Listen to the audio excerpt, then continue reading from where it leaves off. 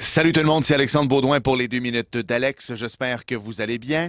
Eh bien, d'entrée de jeu, je vais revenir sur cette suspension qui a été imposée aux joueurs de l'Arctique de Montréal-Nord, Danick Calgaro. Vous le savez, une suspension originalement de 3 matchs qui a été changée à 25 matchs. La décision est tombée ce jeudi par le préfet de discipline, Doug Hayward.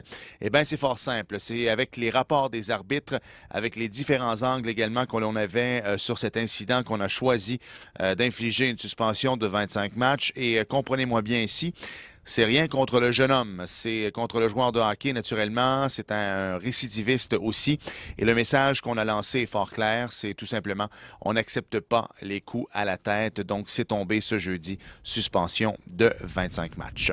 Au cours des prochains jours, en fait le 8 février prochain, il y aura un match vintage du côté de Valleyfield. C'est le fun parce que ce sera un petit clin d'œil aux années 50. Et plusieurs d'entre vous ne le savez peut-être pas, mais Toe Blake a joué quelques matchs en 49-50 avec les Braves de Valleyfield. Et ensuite de ça, a été l'entraîneur en chef des Braves de 1950 à 1954. Alors, un petit clin d'œil à l'illustre entraîneur et joueur du Canadien de Montréal. On va porter le gilet, donc, le 8 février prochain. Ça va être ben le fun. Et j'ai entendu également entre les branches qu'il y aurait peut-être un match qu'on aimerait faire, un autre match vintage, entre les joueurs des années 70 des Forts de Chambly et ceux des années 70 également des Braves de Valleyfield. C'est en coulisses présentement, ça se trame. Est-ce que ça va se réaliser? Seul l'avenir va nous le dire. Et je vous invite aussi à aller lire l'article que j'ai fait sur la Révolution de Saint-Lazare parce que ils ont une tactique complètement différente et leur philosophie l'est tout autant. On le sait que les propriétaires sont également propriétaires d'une équipe Junior A en Ontario.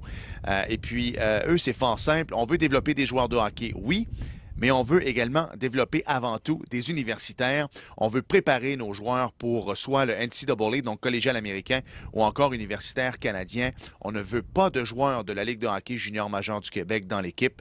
Alors, c'est la raison pour laquelle, si vous les voyez jouer, vous êtes, il me semble qu'il n'y a pas grand joueur là-dedans qui a joué dans la LHJMQ. Ben non, vous avez totalement raison.